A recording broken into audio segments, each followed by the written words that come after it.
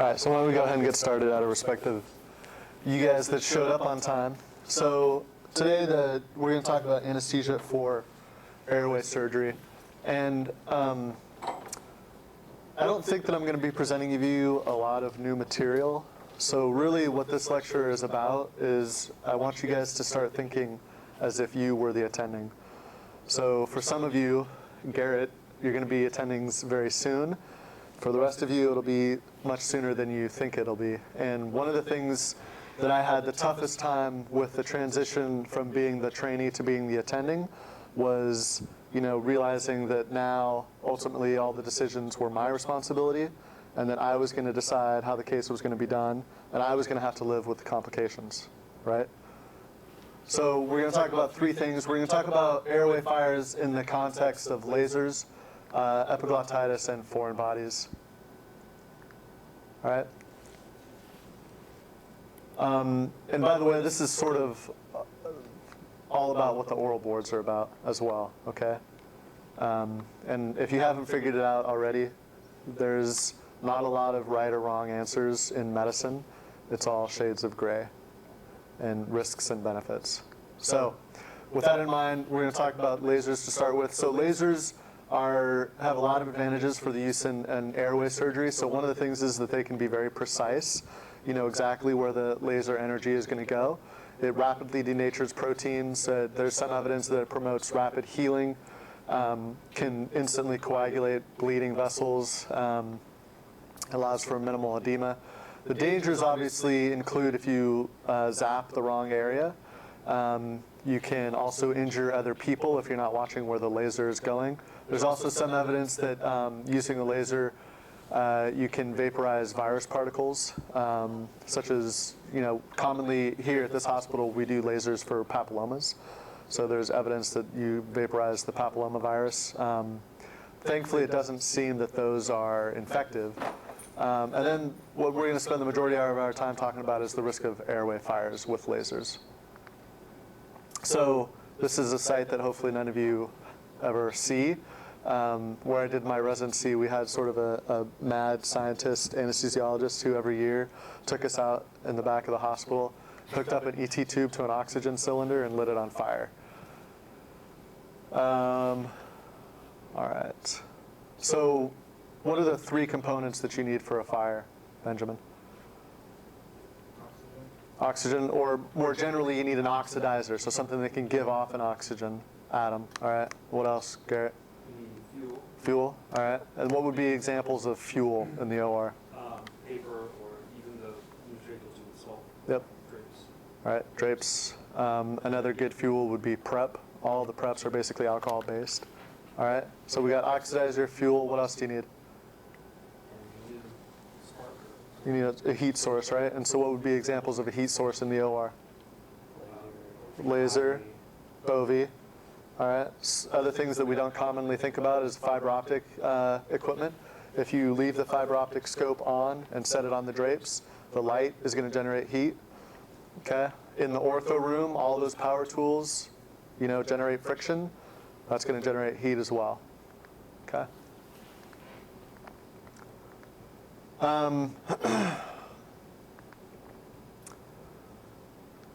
So going back to the fuel. How would you, let's say you were going to do a laser excision of papillomas and you were worried about airway fire. How can you design an anesthetic and not use an ET tube? Use a jet ventilator. Okay, a jet ventilator. All right, that's one option. What else? There's about three others I can think of. There are laser-compatible tubes that are less flammable. So there's laser-resistant tubes. Yep, that's true. If you use a laser-resistant tube, what do they suggest you do with the cuff? Not saline, but they do an indicator. You fill it with methylene blue. Two cups, right? One with saline, one with methylene. Yeah. Fill it with methylene blue, and that does two things. And you can try this today in the OR. If you fill the cuff with a liquid, and then pop it, you'll notice that it takes a lot longer for the cuff to deflate. So that's one advantage, is it's going to take you longer to deflate the cuff. The other advantage is if you fill it with something like an indicator like methylene blue, and the surgeon pokes it, then the surgeon will know that he's popped the cuff.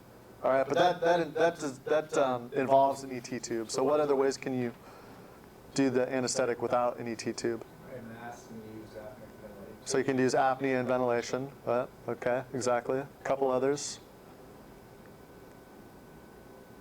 Have you guys done an airway case here? Garrett, I'm sure you have. Spontaneously and give them an IV sedation with nasal prong. Right, so insufflation, right? So spontaneous ventilation with insufflation of oxygen. That's how we do the vast majority of the cases here, right? They do suspension laryngoscopy, and they either give you a side port that you can hook your circuit up to, or they give you a side port where you can hook a suction catheter up to and hook it up to an oxygen source, all right?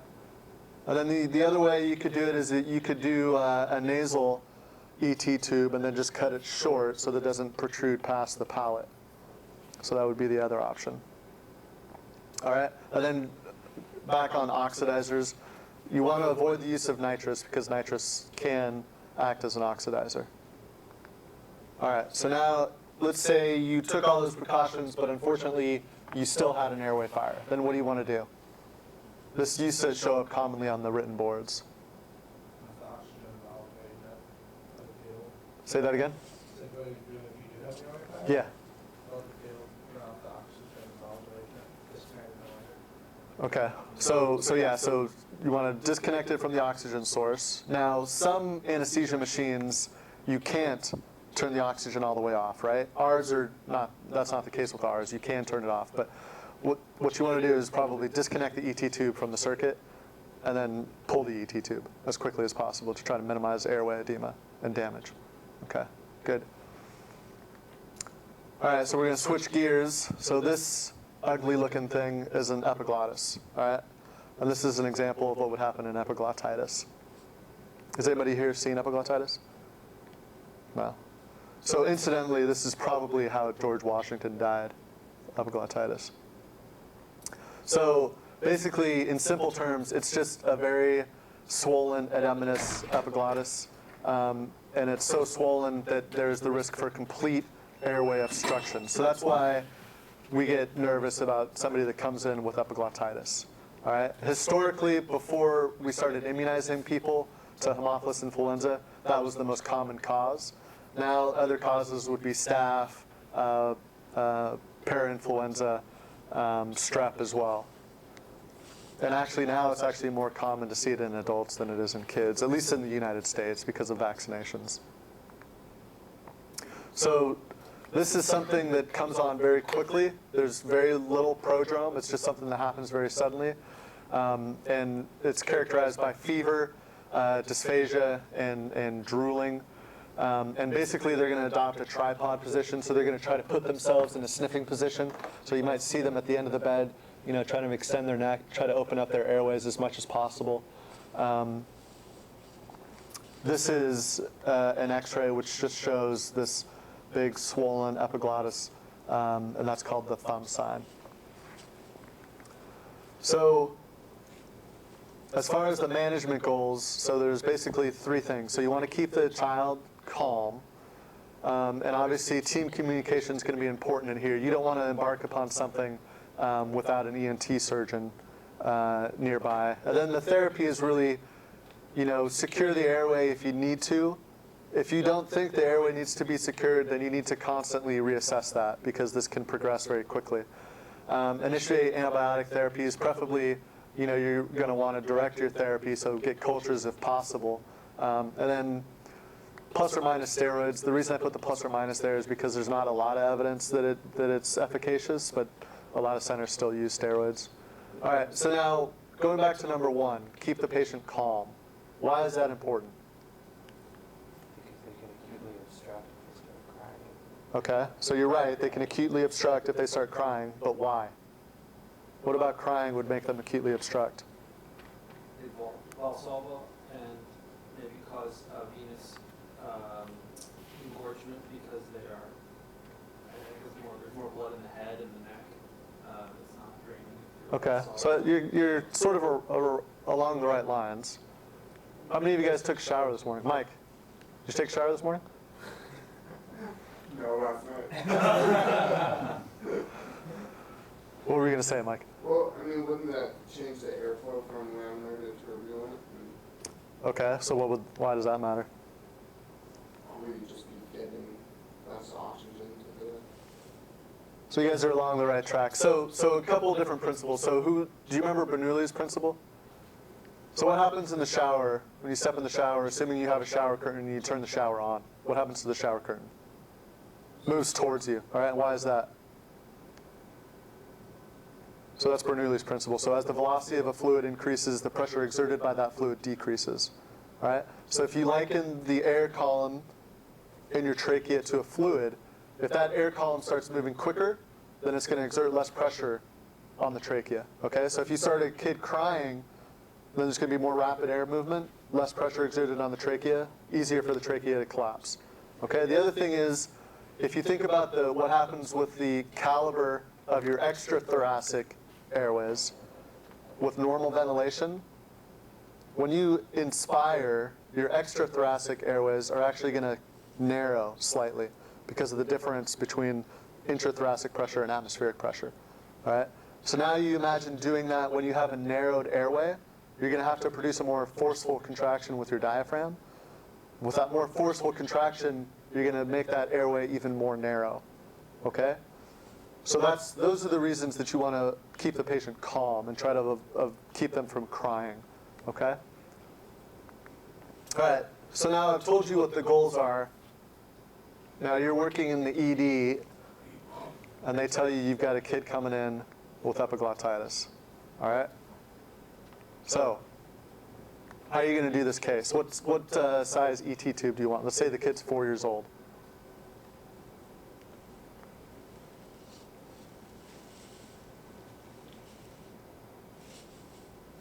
Brian, what size ET tube do you want? Well, I want everything that we have available, but something smaller caliber than what you would expect. Right, exactly. So smaller than you would expect because you expect that the kid's going to have some airway swelling. Okay? What special equipment or personnel would you want ready in the room? I want a fiber and ENT available. Yeah, absolutely. So difficult airway cart, ENT surgeon in the room. What kit might you want them to open? Crike kit or trach. Yep, just in case. All right. Now, how are you going to accomplish this induction? How are you going to take the child from sitting in the lap of his mom or dad into the OR and get him asleep? As slow and calm as possible. If they have, I'm assuming they don't have an IV. If they did have an IV, I would definitely do that slowly, maybe give them some Versed to start with. I've seen a lot of kids recently just freak out when propofol goes in because of pain, so I would do as many things as I can to mitigate Okay. pain and injection. So in a patient that you suspect has epiglottitis, is that a good patient to stick an IV in? No. Okay. Would you want an IV before you go back to the OR? It would be nice, but if it exacerbates the situation, then no. All right. So again, this kind of goes back to what I started the lecture with. There's no perfect answer for this situation, right? It's all about risks and benefits. So how are you going to mitigate the risk of proceeding and try to accomplish this safely? Hopefully the ER put it in for you. Yeah. So actually, hopefully not, because the ER, if they get this kid upset and he starts crying and obstructs his airway, would be much less prepared than you would. I mean, I think I heard that you're supposed to do inhalational induction on kids with epiglottitis. Okay, so if you read the textbooks, that's what most of them would suggest. Yep. And the reason is because you want to keep them spontaneously ventilated? Well, the reason is you don't want to upset them. Okay. Now, if you went the route of an IV, what are some things that you could do to get an IV and maybe not upset him or her as much? So orally, give them Medaz, something like that. Okay, so oral pre-med. Unfortunately, remember these kids are dysphagic, Yeah, so they don't want to swallow. They're drooling, so they may not take the pre-med. So distraction. Distraction. You can use topicals, things like Yeah, that. so you can use Hopefully Emla keep an IV cream. in without them noticing. Maybe if you can do a lower extremity, something like that, like under a blanket. Yeah, so those are good options. So if you were going to go the EMLA route, I would say that maybe you should put it on more than one site, because EMLA or LMX is going to take some time to take effect, and if you blow it on one side, then you don't want to have to wait for the LMX to work again, so maybe put it on 2 sites. Okay? Are you going to let, now, so that's if you had an IV, or if you were going to start an IV. What if you decide the best route is to do an inhalational induction? Are you going to let mom or dad come back? Oscar, are you going to let mom come back? You know, I think given how dicey the situation would be, I have to weigh the risks of how upset the child would be versus, you know, if they really would be, then I probably would take them back, realizing and telling the parent that, you know, there's a possibility that we have to do some invasive procedures. So if they're prepared for that, then I would bring them back. But if they're not, or it looks like they're really worried or nervous, I would probably just leave them on the outside and just try to induce it, make it as calmly as I could. Okay. What do the rest of you guys think about that?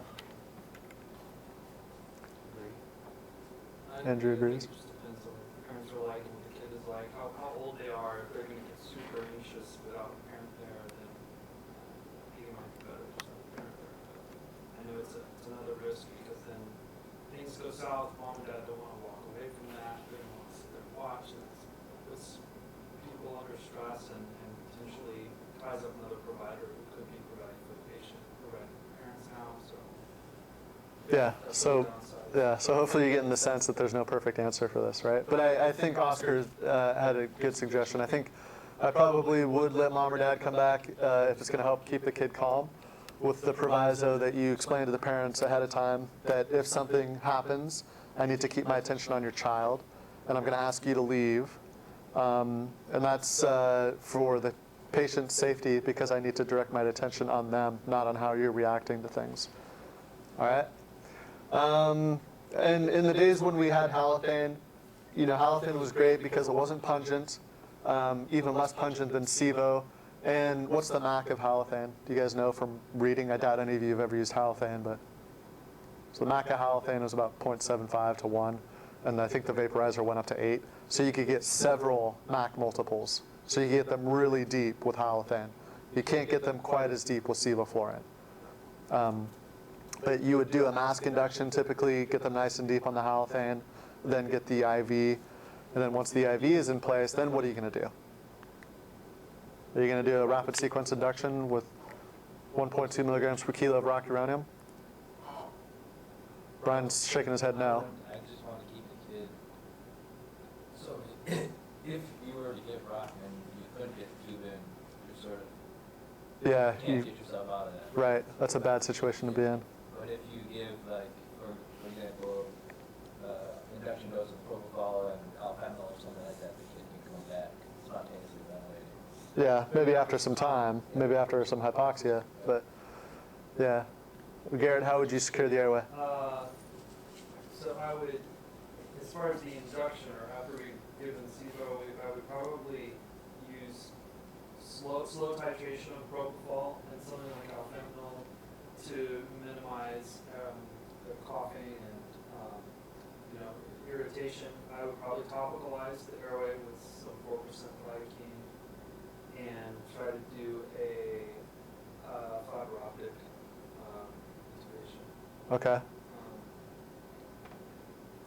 You know, not that that's the only way. I think I might want to just have a look first with DL and see what I can see. And Yeah. then if it looks really horrible, just go for fiber optic. Okay. So good. So again, I like that you said that that's not the only way to do it. So fiber optic's not the only way to do it. You could also do a direct laryngoscopy. Again, when we had Halothane, you know, you didn't usually have to do those extra steps of propofol or alfentanil or topicalizing the airway, because you could usually get them nice and deep with the Halothane. But yeah, I completely agree. With sevoflurane, you'd probably have to do some adjuvants to get the patient deep enough to tolerate a laryngoscopy. All right, and then what about, let's say you've secured the airway. Now, do you want to use a muscle relaxant after you've secured the airway? So what surgery are we doing? I don't really think we need a muscle relaxant if we're just securing the airway because we need to secure the airway. Okay. Yeah. So in my mind, if once you've secured the airway, the disadvantage of using a muscle relaxant is that you've taken away their spontaneous ventilation. If something happens in transport and the ET tube comes out, that's a really bad situation to be in, right? In the middle of transport, trying to intubate somebody with epiglottitis. Yeah. All right. Any questions about that? If you would yell, what's the best blade to use? 'Cause is there- Whatever blade you're most comfortable with. So is the epiglottis really friable? Yeah, it's friable, but mostly it's swollen. Okay. Yeah. So like if you use a Miller, are you putting the patient at risk, like, I don't know. Well, I mean, you might. I guess if you did a lot of attempts with a straight blade, you might even cause more swelling. Yeah. But what I would say is I would use the blade that you're most comfortable with. All right. So we're going to move on to foreign bodies. So this kid has a foreign body, and without even staring at the screen, what side would you guess the foreign body's on? Right. And why did you say that, Benjamin?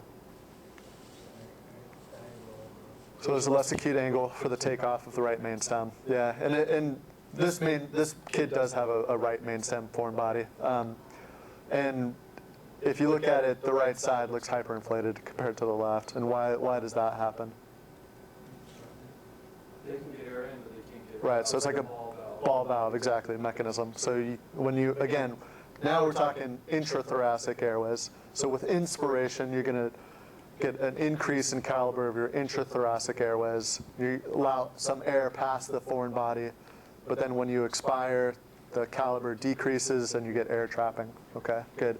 And in kids, what's the most common foreign body? Or what category? It's actually food. Food's the most common. Yeah. So you can have a range of symptoms. So these kids can be perfectly comfortable to be in severe respiratory distress. They can have a history of coughing or choking. If it's witnessed, they may see cyanosis. I've seen kids come in with this history of refractory wheezing for which the pediatrician has given them a course of albuterol or maybe even steroids, but the wheezing just doesn't go away. And then they come into the ENT room to get a bronchoscopy, and then they're discovered to have a foreign body that's been in place for maybe months. You can have decreased breath sounds, tachypnea, stridor. It might also present as a long history of recurrent pneumonia or atelectasis. So you've got to have a wide differential when you're seeing these kids, and be thinking of could this be something other than asthma or a cold or pneumonia.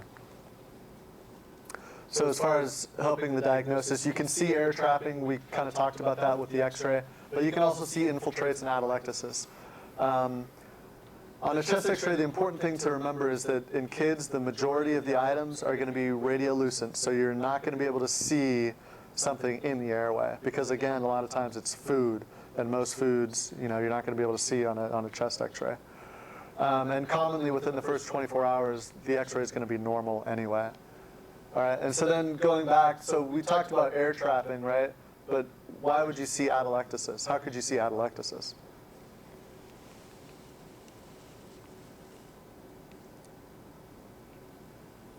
I guess if there is no ball valve to begin with, it's just so big where it can get in. Right, exactly. So if you've got such a large foreign body that no air can get past with inspiration, then yeah, you're going to have atelectasis past that foreign body. All right. So as far as the anesthetic implications, when possible, the removal of a foreign body should be done as an urgent procedure and not emergent. But having said that, though, a lot of things about foreign body removals in the OR are still very controversial. So let's go through a case study. So you've got a kid in the ER who's satting 84% with a non-rebreather who ate 4 hours ago. ENT surgeon wants to go to the OR for the foreign body removal. Chest X-ray is normal. It's within the first 24 hours. The kid's tachypnic and hypoxic. All right, so how are you going to accomplish that?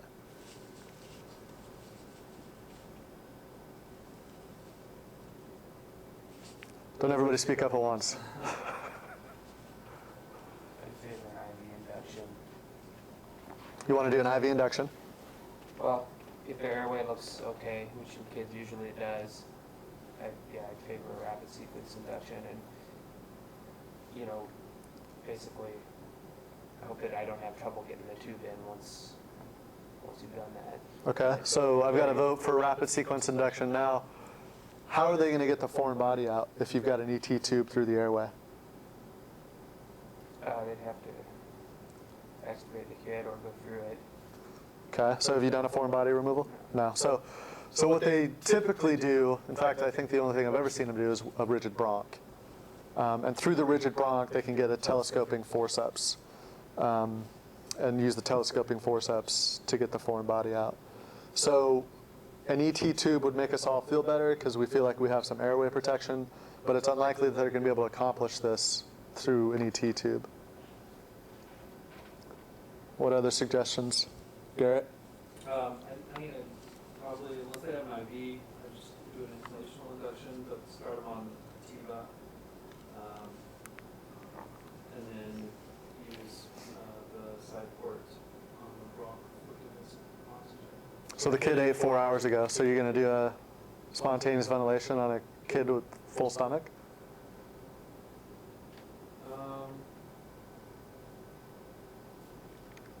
What would you do, Brian?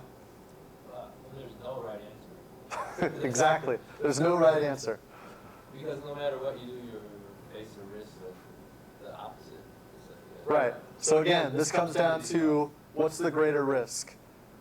So is the risk of aspirating greater, or is the risk of prolonged hypoxia if you wait another 2 hours with the possibility that the kid's actually going to get worse? Is that the greater risk? So don't make any mistake. I mean, aspiration, severe aspiration can be a life-threatening event. And so that is a real concern, but so is prolonged hypoxia. All right? I mean, intubating the kid, you could at least get a fiber optic exam through the tube and see what you're dealing with, see if it's big, if it's small. You could oxygenate the kid better and protect their airway until you know what you're dealing with.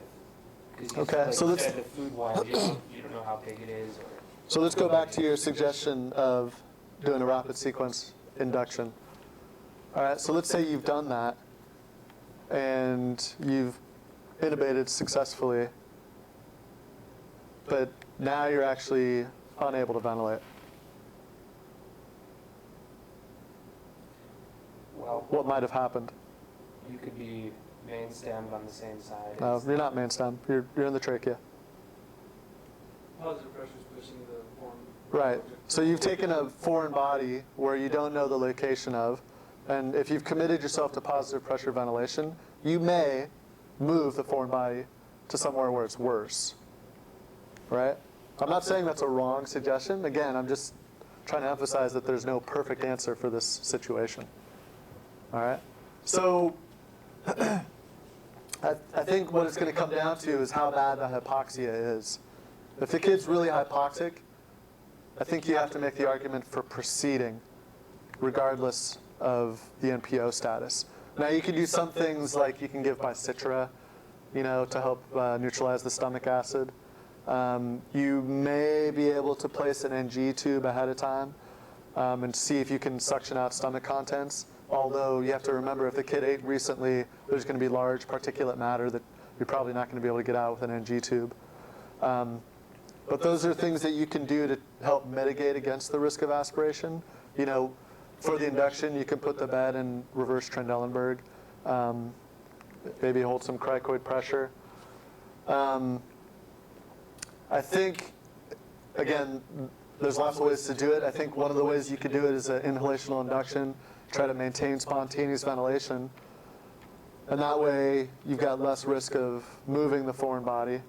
And then if you don't have an IV already, get the IV in place. And then maybe see if you can provide a breath over and above what they're doing. And then make the decision about whether or not you want to use a muscle relaxant. But usually these are best accomplished, as we talked about earlier, with spontaneous ventilation and insufflation of oxygen with a TIVA technique. And that allows them to go in with the rigid bronch and with the telescoping forceps to get the foreign body out. But again, there's no perfect answer. All right. So we kind of talked about this. The problem with using paralytics during maintenance is it kind of makes your management more difficult. If you did decide to use a paralytic, then you're going to have to do something like positive pressure ventilation, but positive pressure ventilation through the rigid bronch, even if it has a side port, is pretty difficult because there's such a huge leak around the rigid bronch. So now let's say that, for example, that the foreign body is a coin, and they've got their forceps on it, and they're starting to bring it out, and they lose grip on it right before they get it past the vocal cords, which is commonly where they lose it. And now you've taken a partially obstructing foreign body to a totally obstructing foreign body. You can't move any air. What are you going to do? Get back in there and get it out. So get back there and get it out, or what else? 3 minutes, go. You could tell a surgeon actually to put it back. Right, just tell them to push it back, right? The further down you go, the less likely it is to be totally obstructing. All right, any questions about any of that stuff? So again, I don't think I've presented you with any new information, but it's more the application of that knowledge. All right? There's handouts back there if you want. Thank you. You're welcome.